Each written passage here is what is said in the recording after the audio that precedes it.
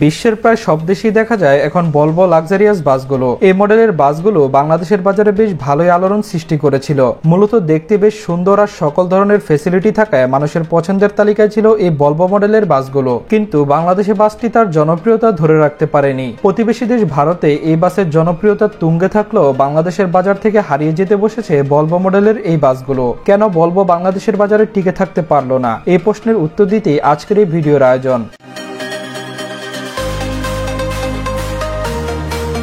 2003 সালে আমাদের দেশে প্রথমবারের মতো ভলভো মডেলের বাস নিয়ে আসে গ্রিনল্যান্ড পরিবহন। তখন ভলভো B7R মডেলের বাসগুলো বাংলাদেশে এনে বেশ হাইপ ক্রিয়েট করেছিল গ্রিনল্যান্ড পরিবহন। তখন আমাদের দেশে লাক্সারিয়াস বাস বলতে এই ভলভো বাসটিকেই বোঝানো হতো। যেমন মোটরসাইকেল বলতে মানুষ হুন্ডাকেই চিনে থাকে, ঠিক তেমনই লাক্সারিয়াস বাস বলতে মানুষ এই ভলভো বাসটিকেই বুঝে থাকতো। তখন আমাদের দেশে 3 ধরনের বাস ছিল, একটি নন এসি বাস, অপরটি এসি বাস এবং সুপার লাক্সারি বাস। বাসগুলো আমদানি করার পর প্রথম 10 বছর ভালোই চলেছিল। এরপর থেকে গ্রিনল্যান্ড পরিবহন ভলভো এই বাসগুলোকে মেনটেনেন্স করতে হিমশিম খেতে থাকে, যার ফলে বর্তমানে আগের বাসগুলোকে মডিফাই করে অন্যান্য মডেলে রূপান্তর করেছে তারা। যেমন আগের কিছু ভলভো বাসটিকে তারা গ্রিন কালার বা সবুজ কালার করে হাইডেক বাসে রূপান্তর করেছে, আবার আরো কিছু বাসকে তারা ইয়েলো কালার করে স্লিপার বাসে রূপান্তর করেছে। তেমনি আরো কিছু বাসকে ইকোনমি ক্লাস বাসে রূপান্তর করেছে। তবে তাদের স্কানিয়া বলেন, ভলভো বলেন আর ম্যান বলেন, সবগুলো বাস কিন্তু বেশ পরিবর্তন এসেছে। তাদের এই সবগুলো বাসকে বর্তমানে হাইব্রিড বাস বলা হয়।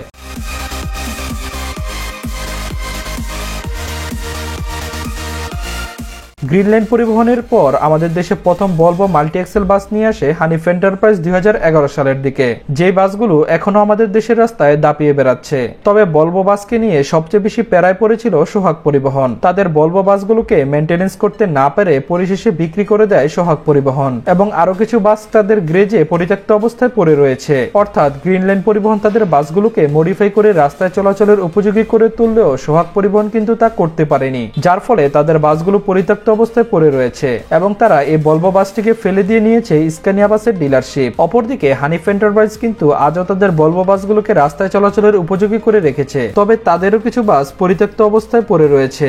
মোট কথা, পূর্বে আমাদের দেশে ভলভো বাস বাড়তে থাকলেও একটা সময় এই বাসগুলো আসা বন্ধ হয়ে যায়। শুধুমাত্র ভলভো বাস, গ্রিন লাইন আর হানিফ ছাড়া আর কোনো কোম্পানি রাস্তায় চলাচল করতে দিচ্ছে না। কোম্পানিগুলো ভলভো বাস মেইনটেনেন্স খরচ দিতে গিয়ে রীতিমতো হিমশিম খেয়ে যাচ্ছিল, যার ফলে তারা আর ভলভো বাস নতুন করে আমদানি করার পথে আগায়নি, যার ফলে একসময় জৌলুস ধরে রাখা লাক্সারিয়াস বাস ভলভো অনেকের কাছে বয়কট হয়ে যায়।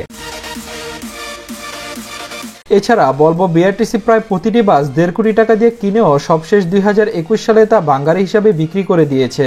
বাংলাদেশের রাস্তা থেকে ভলভো বাস হারিয়ে যাওয়ার পিছনে কোম্পানি নিজেই অনেক অংশে দায়ী, কারণ এই বাসগুলোর পার্টসগুলো আনার জন্য খুব একটা আগ্রহ দেখায়নি কোম্পানিগুলো। তাছাড়া বাংলাদেশের মতো দেশে, যে দেশে প্রচুর বাস ব্যবহার হয়, সেরকম বাজারে কোনো এক অজানা কারণে ভলভো বাস বিক্রির জন্য তেমন কোনো উদ্যোগ নেয়নি। সব মিলিয়ে এক সময় কেনা দেশের ভলভো বাসগুলো এখন কোম্পানিগুলোর কাছে গলার কাটা হয়ে দাঁড়াতে থাকে।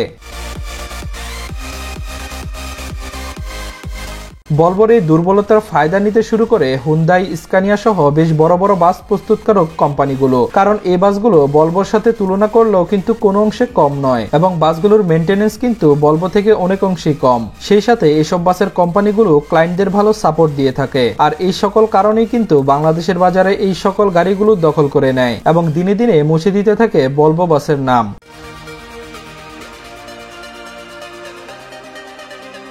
আপনাদের কাছে এই ভলভোর বিভিন্ন মডেলের বাসগুলো কেমন লাগতো? বাংলাদেশের সড়কপথে এই বাসগুলো আপনি মিস করেন কিনা কমেন্ট করে জানাতে পারেন। এরকম ইন্টারেস্টিং পরিবহন জগতের সকল খবরাখবর জানতে আমাদের চ্যানেলটি সাবস্ক্রাইব করে রাখুন। সবাই ভালো থাকবেন। আল্লাহ হাফেজ।